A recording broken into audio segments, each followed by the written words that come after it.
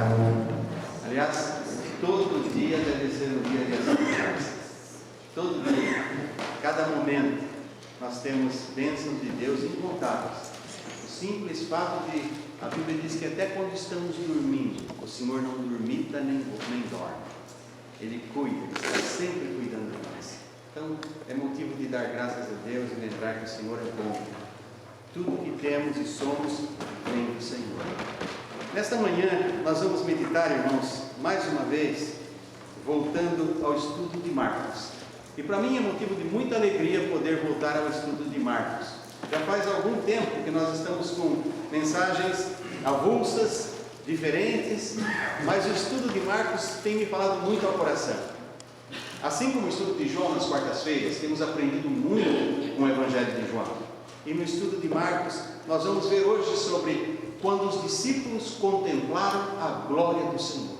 E eu creio que nós estamos aqui hoje para isso, contemplar a glória de Deus. Para contemplar a beleza do Senhor pelos olhos da alma, pelos olhos da fé. E a minha oração é que, ao meditarmos nesse texto esta manhã, o Espírito Santo nos dê uma visão ainda mais bela, ainda mais completa do Senhor Jesus Cristo glorificado. Para isso nós vamos abrir a palavra de Deus em Marcos capítulo 9.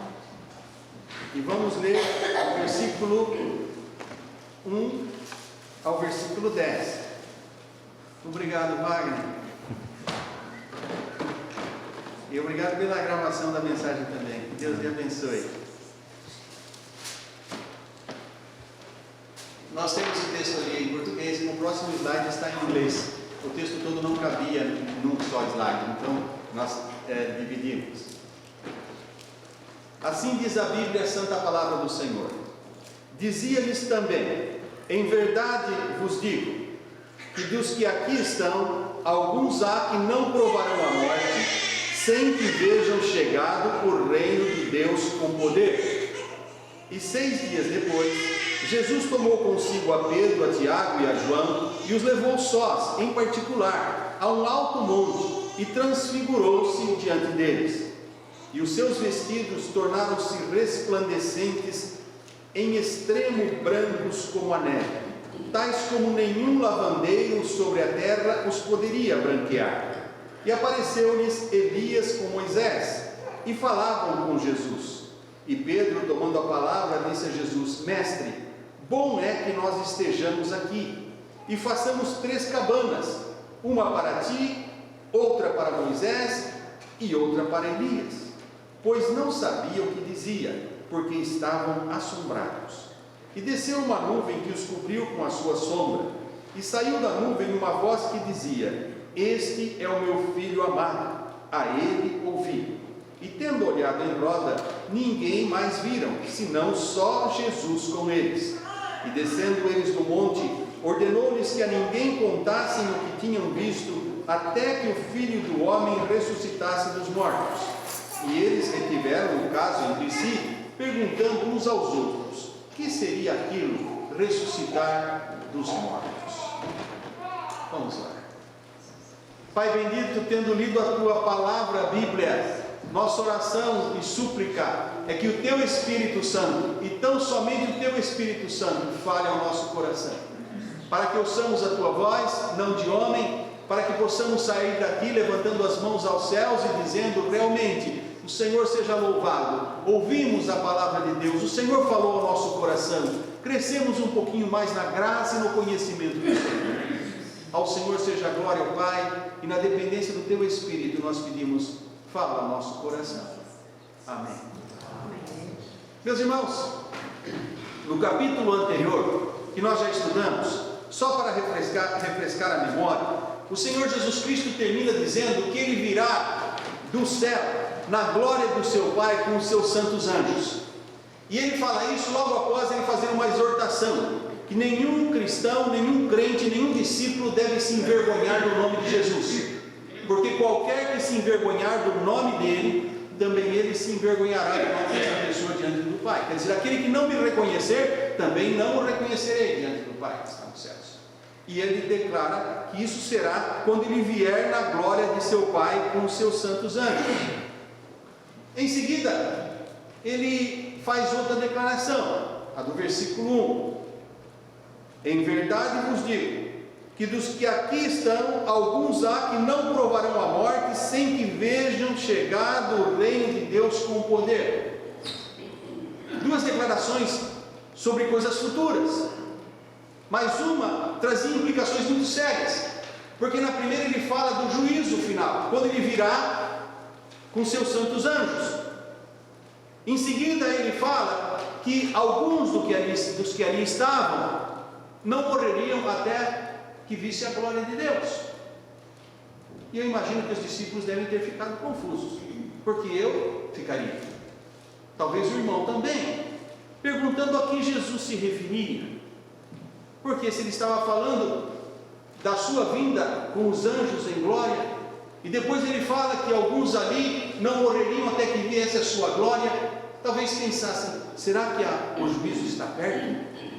Por isso que algumas vezes eles perguntavam, Senhor, quando estabelecerá o seu reino sobre a terra? Eu estava lembrando que em João 21, 23, Pedro chegou a chamar Jesus à parte e perguntar se João, o discípulo amado, não provaria a morte. Porque certamente com aquela ideia do que Jesus disse, eles ficavam pensando, alguns entre nós, quais serão esses? Talvez pessoas hoje também pensem. Jesus disse que alguns do que aqui estão não provarão a morte até que vejam vir o reino de Deus com poder. E todos aqueles que ali estavam já morreram. E Jesus ainda não veio na sua glória com seus santos anjos? Será que o que Jesus falou não se cumpriu? Será que ele disse alguma coisa que nós não estamos entendendo perfeitamente bem? Ou será que há erros na Bíblia? Será que quem escreveu não anotou direito? Posso garantir que não há erros. A Bíblia é a palavra de Deus, inspirada pelo Espírito Santo de Deus. E a própria Bíblia é usada pelo Espírito para explicar a Bíblia. Quando nós examinamos as Escrituras com atenção, nós vamos vendo que ela por si só se explica. E o que nós notamos aqui é que Marcos, posso dizer também Mateus, se o irmão querer o Evangelho de Mateus, Lucas, eles ligam as palavras do Senhor Jesus Cristo até que o reino de Deus venha com poder ao acontecimento seguinte, porque Marcos diz, versículo 2: 6 dias depois, Jesus tomou consigo Pedro, Tiago e João, e os levou a sós, em particular, a um alto monte, e transfigurou-se diante deles. Então Jesus fez uma declaração tremenda, mas o Espírito Santo usou os discípulos para dizer que 6 dias depois, Lucas diz quase 8 dias depois, que era a forma do judeu contar uma semana. Nós também temos o costume de falar na nossa língua portuguesa, daqui a 8 dias, não é? Como a gente conta uma semana. E ele não falou a uma semana depois, ele falou quase uma semana depois. Quase 8 dias é a forma de falar, a forma da contagem.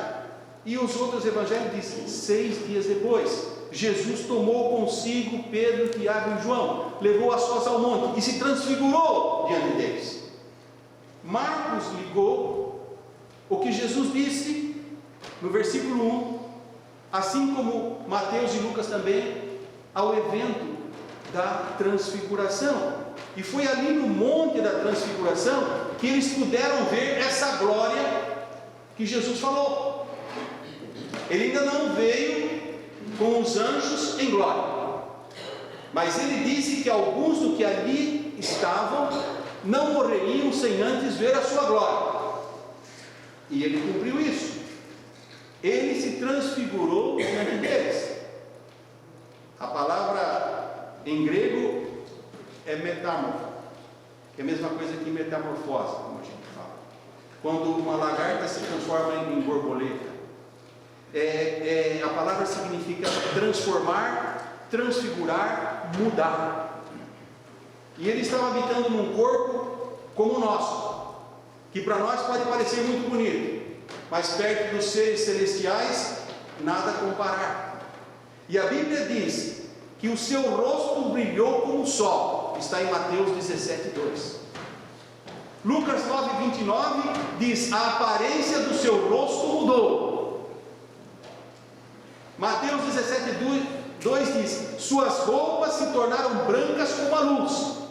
Então houve uma metamorfose, houve uma transformação daquilo que nós conhecemos para alguma coisa mais bela, que nós nunca tínhamos visto. Marcos 9:3 diz que as suas roupas ficaram brilhantes, resplandecentes, brancas como a neve, mais do que qualquer lavandeiro podia clarear. Lucas 9:29 diz: brancas e reluzentes. Então, fica imaginando, quem veio quarta-feira para o estudo de João, não posso dizer que é coincidência, porque Deus não faz coincidências, mas estudamos no Evangelho de João, quando Maria Madalena viu o anjo do Senhor, aliás, dois, e eles estavam resplandecentes, as suas roupas resplandeciam. Nós vimos isso quarta-feira em João. Me dá a impressão que lá no céu a coisa vai ser assim. No mundo as pessoas querem brilhar para impressionar umas às outras. Nós chegamos até a dizer: aquele cidadão é ilustre. Alguns é ilustre porque a careca brilha, então fica lustroso. Outros acham que estão brilhando para outros verem. Mas lá no céu todo mundo vai ser brilhante, todo mundo vai reluzir. A Bíblia diz que lá no céu não precisará nem do sol, porque Jesus é a luz que vai iluminar a todos. Então, no meu entender, como disse a Bíblia, explica a Bíblia. Quando Jesus disse que alguns do que ali estavam não provariam a morte sem que vissem chegado o reino de Deus com poder. E os evangelistas dizem: e 6 dias depois Jesus tomou-os, levou-os consigo e transfigurou-se diante deles. E Jesus se manifestou tão glorioso assim, como eles jamais tinham visto. O que eles estavam vendo senão a glória de Deus com poder? Uma amostra grátis, vamos falar assim, como a gente diz. Uma demonstração pequena, mas uma demonstração, digo pequena em comparação com toda a glória de Jesus. E Pedro escreveu mais tarde, a Bíblia explica a Bíblia, Pedro escreveu mais tarde em 2 Pedro, que ele, Tiago e João viram a glória de Cristo. Seus irmãos, vejam 2 Pedro, capítulo 1, versículo 16 a 18, escreveu Pedro: nós vimos a sua majestade, porquanto ele recebeu de Deus Pai honra e glória, quando da magnífica glória lhe foi dirigida a seguinte voz: este é o meu Filho amado, em quem me tenho comprazido. E ouvimos esta voz dirigida do céu, estando nós com ele no Monte Santo. Então, Pedro testificou, o Espírito Santo deu a Pedro a compreensão, para ele escrever na sua epístola, que ele realmente viu a glória que Jesus prometeu. E não só ele, mas Tiago e João, que estavam ali, que Jesus os levou para o monte. Nós sabemos que quando Pedro falou nós mesmos vimos, ele está se referindo aos outros dois que foram com ele, porque os demais não foram. Nós vamos ver no domingo que vem, a nossa mensagem de domingo que vem é a presença de Jesus. E nós vamos ver que os demais ficaram no vale, enfrentando um problema terrível, até que Jesus chegou. Mas esses 3 estiveram lá. Portanto, a promessa de Jesus se cumpriu, ainda que parcialmente, mas se cumpriu ali, garantindo a sua vinda futura, garantindo que ele é aquele poderoso que virá em glória, porque ele demonstrou um pouquinho para que vissem que o que ele fala é verdade. Agora, o texto nos diz que Moisés e Elias também estavam ali. É interessante. O que nós podemos aprender com Moisés e Elias? O que significa a presença deles ali? Nós sabemos que Moisés e Elias viveram centenas de anos antes deste acontecimento. Centenas de anos antes. Moisés morreu com 120 anos de idade, e Deus o sepultou no monte, num lugar onde que ninguém sabe. para que ninguém pegasse do corpo dele e fizesse dele um ídolo. Elias foi arrebatado ao céu num carro de fogo, diz a palavra de Deus. Mas Moisés e Elias apareceram ali, conforme diz o verso 4, e eles estavam falando com Jesus. Lucas 9,31 diz: eles falavam com Jesus sobre a sua morte em Jerusalém. Olha, eles não só viram a conversa, como ouviram a conversa. Eles presenciaram o que eles falavam. E Lucas 9,32 diz que Pedro, Tiago e João viram Jesus glorificado conversando com Moisés e Elias. A primeira lição que nós aprendemos aqui é que, diferente do que algumas seitas ensinam, os salvos não ficam na sepultura esperando o dia do juízo final. Não ficam num sono dormindo.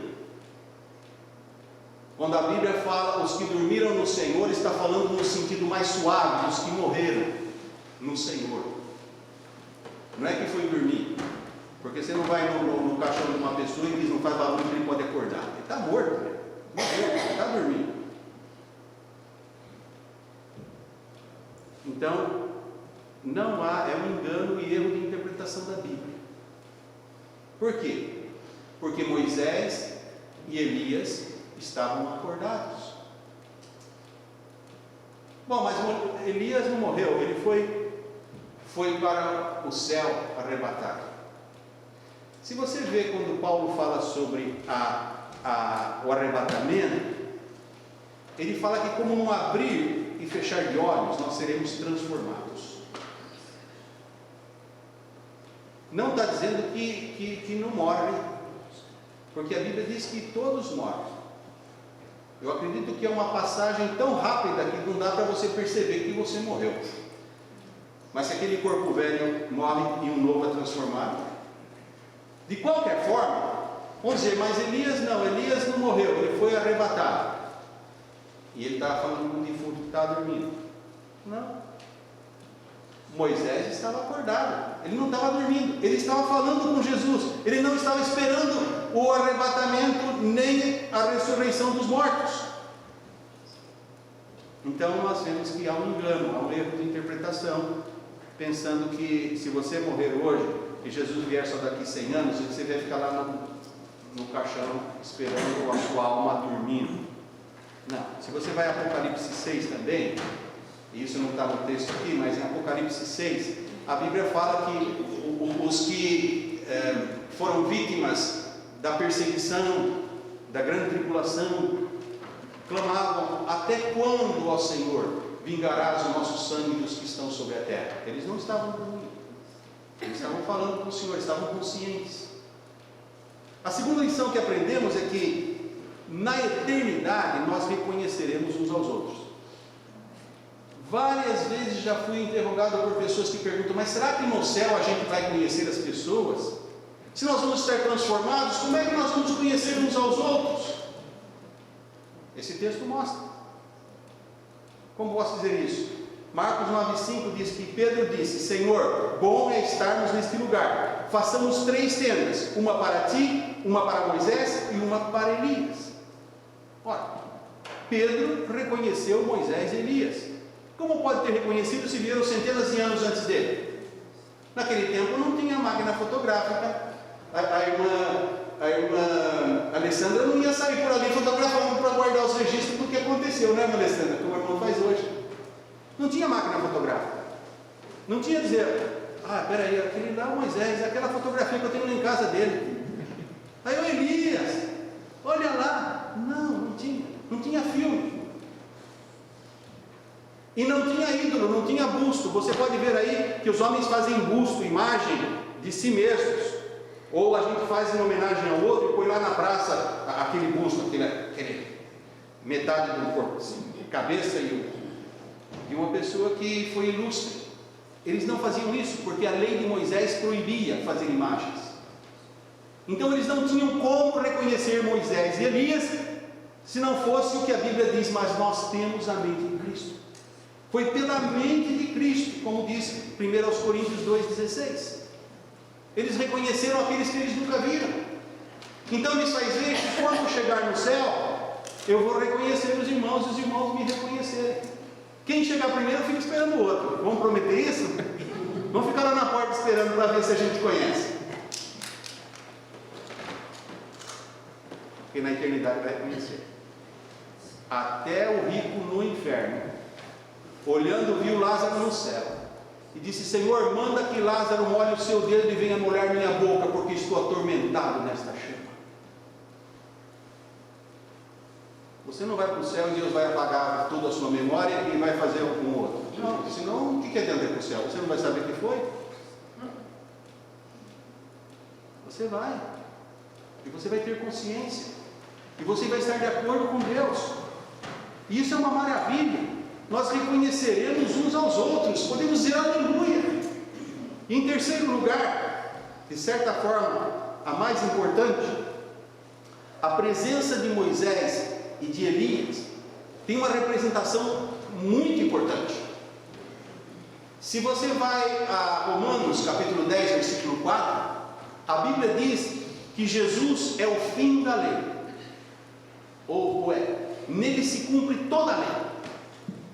E a presença de Moisés e Elias representava ali a lei e os profetas. Para os discípulos que eram de herança judaica, a lei e os profetas eram as normas de fé que eles tinham. Eles seguiam o Velho Testamento. Quando Jesus mencionava as Escrituras, ele não mencionava nada do Novo, que ainda não estava escrito. O que eles conheciam era o Velho Testamento, que era a lei e as profecias.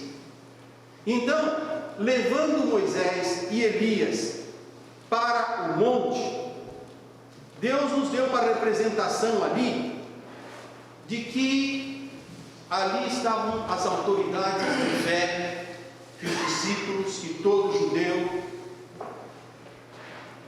estava acostumado a obedecer.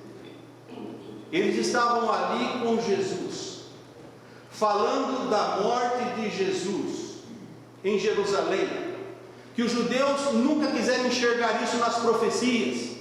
Isaías falava disso também, que Jesus morreria. Davi falou nos Salmos. Mas eles não queriam ver isso. Eles queriam um Messias que fosse político, que lutasse contra os seus opressores, nunca um Messias que morresse. Mas vem Moisés, vem Elias no Velho Testamento e estavam falando que Jesus morreria em Jerusalém. Então confirma que o que Jesus estava fazendo estava anunciado, predito nas Escrituras Sagradas. E Pedro ficou tão maravilhado que ele propôs fazer 3 barracas, ou 3 cabanas, ou 3 tendas, como queira chamar. Uma para Moisés, uma para Elias e uma para Jesus. O que passava na cabeça de Pedro? Eles veneravam Moisés e Elias.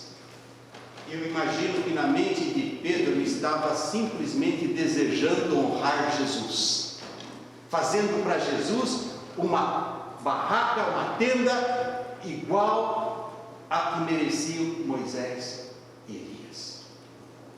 E Deus fez Pedro compreender que Jesus é maior do que os dois, maior que Moisés, maior que Elias, retirando os dois de cena e deixando só Jesus com eles.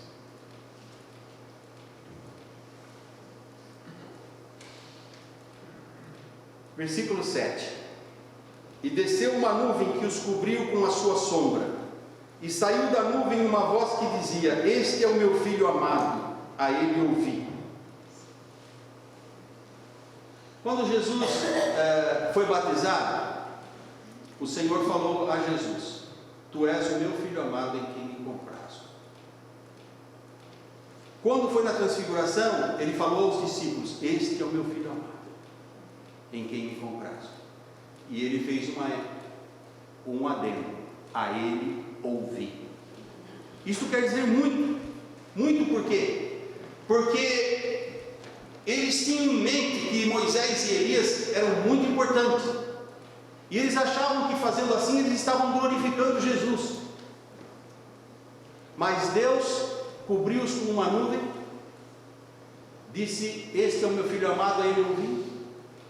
E quando eles saíram da nuvem, não viram mais ninguém, só Jesus. Querendo dizer: esquece Moisés, esquece Elias, meu filho é maior. Deus ofuscou Moisés e Elias, deixando somente Jesus. Enquanto Pedro falava,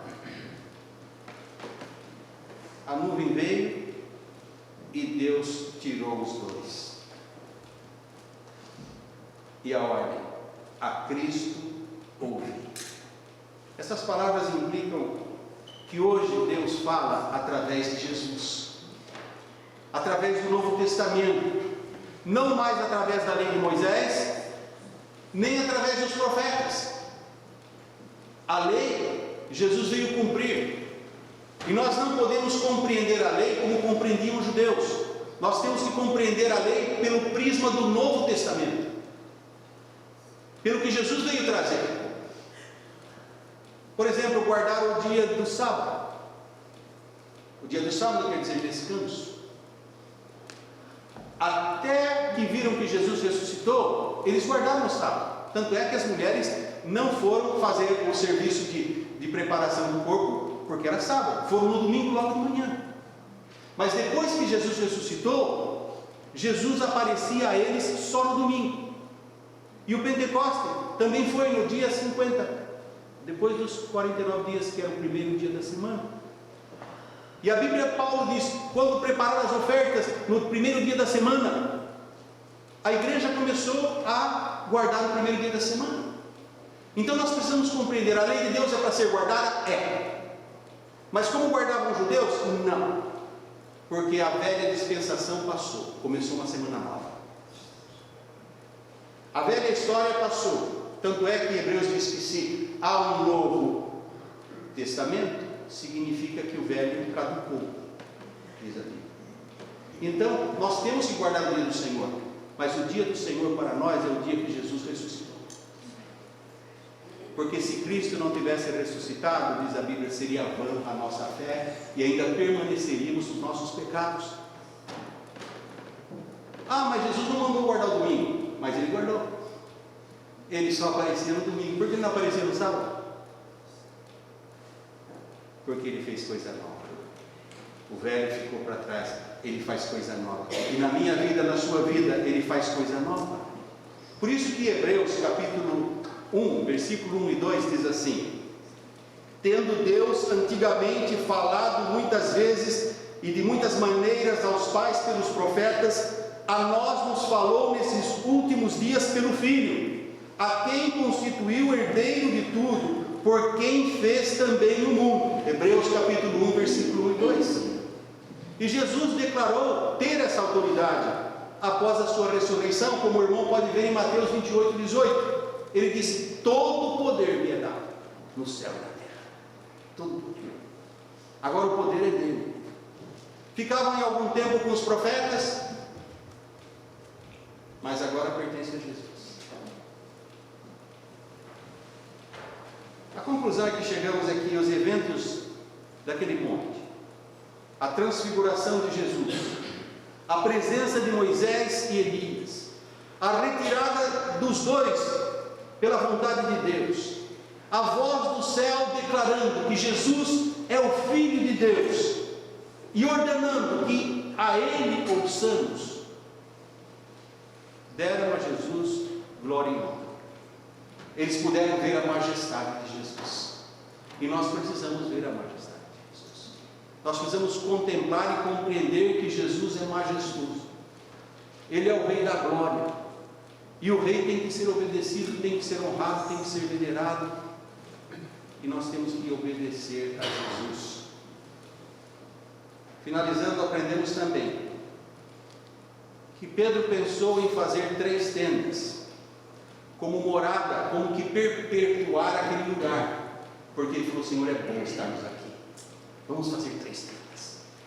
Tenda para nós hoje é coisa que desarma e arma no tempo de ir para os parques nas férias. Para eles era moradia, era como uma casa. Tenda, eles moravam em tendas. Quem estava na cidade tinha casa na cidade, mas geralmente o povo vivia em tendas. Era costume. Então eles vão fazer 3 moradas, uma para o Senhor, uma para Moisés e outra para Elias. E essa é a tendência das religiões. Muitas vezes fazer coisas materiais para honrar a Deus, quando o que glorifica a Deus verdadeiramente é obedecer a Jesus. Ele tirou tudo, só deixou Jesus. A Bíblia diz, só estava Jesus com eles. E o Pai disse a ele: não ouça o que você acha, ou o que você já ouviu, ou o que você pensa. Ouça o que ele fala, porque ele sabe. Você pensa que sabe, mas você não sabe. Ele sabe. Ouça Jesus. Não interprete a Bíblia conforme lhe convém. Interpreta como Jesus fez. Se ele fez, é porque é assim que nós temos que fazer. E nós temos que obedecer a Jesus, a Ele ouvir, se queremos honrar a Deus. Ouvi-lo quando Ele nos chama para a conversão, quando o Espírito Santo está falando ao coração. A pessoa não pode pensar, mas eu creio, está bom assim. Não. A Bíblia diz: se hoje ouvirdes a sua voz, não endureçais o vosso coração.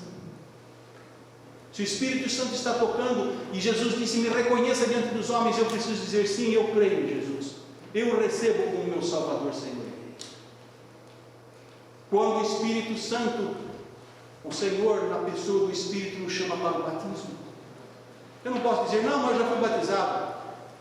Se você não foi batizado como Jesus foi batizado, você não foi batizado, porque o batismo que vale é o que Jesus ensinou, não que as religiões ensinam. Você está desobedecendo Jesus. Quando Ele me chama para servir, não, tem outros para servir, tem um pastor, a igreja paga o salário para ele. Todos nós temos que servir a Jesus, cada um com a sua habilidade, com a sua aptidão, porque Deus dá talentos a todos nós, a uns mais, a outros menos, mas aquele que enterra o talento, o Senhor tira. Quando nos chama para testemunhar, eu não tenho jeito, eu não sou pregador. A Bíblia não diz que você precisa pregar, a Bíblia diz que você precisa falar de Jesus. Sereis minhas testemunhas. Para isso recebemos o Espírito Santo. Como Pedro, Tiago e João, nós podemos dizer: é bom estar aqui. Como eu gosto de chegar na igreja e ver os irmãos. Quando estava entrando o irmão Daniel, fui cumprimentá-lo e falou: como é bom estar na igreja e ver os irmãos. Isso ele falou logo ali no meio do corredor. E eu falei: realmente não é o lugar mais gostoso para a gente estar do que onde a gente está na casa do Pai e ver os irmãos. Foi isso o que Pedro sentiu. Ele viu a glória de Deus. Ele queria continuar ali. Para que voltar àquele mundo cheio de problemas, cheio de lutas, se aqui eu vejo a glória de Deus? Mas lá embaixo no vale estava o povo nas trevas, na escuridão, sem Deus, sem salvação. E havia um pai aflito, pedindo ajuda aos discípulos. E os discípulos não podiam fazer nada para libertar o seu filho que estava possesso de demônio. E isso nós vamos ver no domingo que vem. Mas os crentes ali no monte estavam alheios ao mundo. E há momentos que nós precisamos estar só com Deus, estar alheios a tudo. O nosso encontro com Deus é mais importante que tudo. Quando eu era pastor no Brasil, muitas vezes eu fiquei triste no começo do meu ministério, porque a igreja era grande, e eu estava pregando, o telefone tocava, o irmão pegava o telefone e saía para atender. Chegou um tempo que eu pus no boletim que precisava desligar o telefone para ir para a igreja, porque nós estamos numa conversa muito mais importante com Deus do que qualquer pessoa que chama. Qualquer pessoa que chama pode esperar, e o nosso encontro com Deus não pode esperar. É triste. Nós precisamos estar alheios a tudo e só ter esse encontro com Deus. Mas depois precisamos voltar à vida lá fora. E o momento que passamos com Deus serviu para nos alimentar, para nos preparar, para nos capacitar, para ir lá fora e compartilhar com eles aquilo que nós temos aprendido de Deus. Por isso, meus queridos irmãos, se Deus nos permitir, pela graça de Deus, domingo haveremos de voltar ao estudo. E vamos ver sobre a presença de Jesus, que diferença faz. Eram discípulos que estavam lá embaixo e estavam passando uma luta tremenda, até que Jesus desceu do monte, até que Jesus chegou até eles.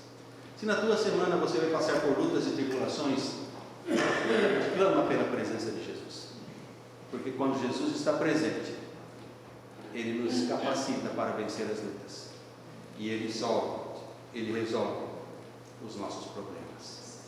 Pai querido, nós queremos suplicar que a graça do Senhor, a tua misericórdia, o teu poder, a tua unção esteja sobre cada irmão, cada irmã que está aqui nesta manhã. Que nós não vivamos segundo nos convém ou segundo a aparência, mas segundo a tua palavra, porque é por ela que nós somos remidos, é por ela que nós queremos andar. Se assim não fizermos, Tiago disse, enganai-vos a vós mesmos, ouvindo e não praticando. E nós queremos que o Senhor nos ajude a viver esse Evangelho. Não nos alegrar simplesmente em estar na casa de oração, em ouvirmos esse coral de mulheres cantando tão bonito, o grupo de louvor tão preparado para nos dirigir nos cânticos, o cântico da congregação que nós cantamos com tanta alegria, a mensagem da tua palavra que nos alimenta a alma, que nós possamos querer mais que isso, Senhor. É contar àqueles que não sabem, que não experimentam essas maravilhas, quão grande é o meu Deus, assim como nós cantamos, quão grande é o meu Deus, para que possam ser o Deus deles também, e trazer solução aos seus problemas, trazer paz na sua família, trazer salvação às suas almas. Ó Deus, que essa mensagem da transfiguração nos faça desejar ver ainda mais a sua glória, e revelar ao mundo a glória do Senhor. É em nome de Jesus que oramos, Pai. Amém.